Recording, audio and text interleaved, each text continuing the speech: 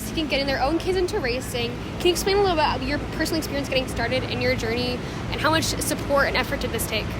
Well, I'm like a third generation driver, I guess you could say, or in motor racing. So I come from a motor racing family. My granddad won championships in New Zealand. My dad won championships in New Zealand.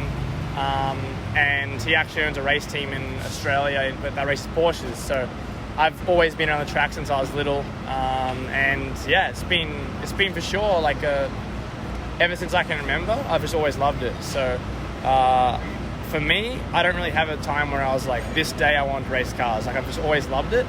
And everything from my family's been put into it. Like, you know, every kind of ounce of resource. Like, you know, I don't come from a hugely wealthy family, but I've been very lucky that they've given me everything they can. And a lot of great contacts have come through my dad, obviously with this race team in Australia, which kind of opened doors for me to be here. So yeah, I would be nowhere without my family. So it's I'm very lucky. That's awesome. Why race on the road to Indy? What is about the opportunity to race an IndyCar that appeals to you so much right now and not any other forms of motorsports? For me, like I got onto the road to Indy from winning the Road to Indy shootout. So I won the Australian Formula Ford Championship in 2018, and a prize of that was getting a shootout ticket. And Oliver Askew won it, I think, 1 or 2 years before me, and that's when I saw it and I was like, I should do that. And then I won that, luckily, and then I got my kind of foot in the door on the road to Indy, and then I raced USA 2000. I led the championship, and then unfortunately got second in the last round. I had a little car failure, but I got third in Indy Pro 2000. It was an up and down year, but here we are in Indy Lights, and yeah, started off really well, and yeah, unfortunately didn't end the best, but for sure a lot of positives. If you had to choose between your driving legacy as winning the Indy 500 or winning an IndyCar championship, which one would be bigger for you and what sets them apart?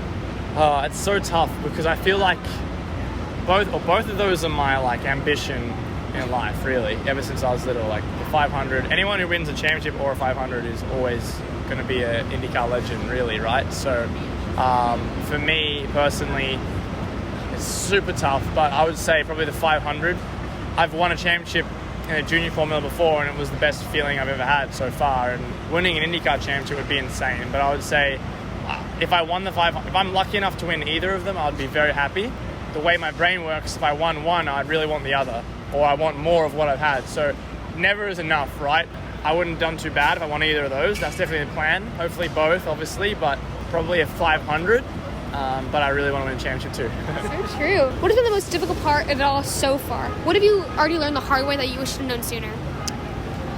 That's a good question. There's a lot. Probably dealing with the lows. And like through the lows, even though it doesn't really make sense at the time, like you get better. I've had a lot of good times, but I've also had a lot of tough times through the years.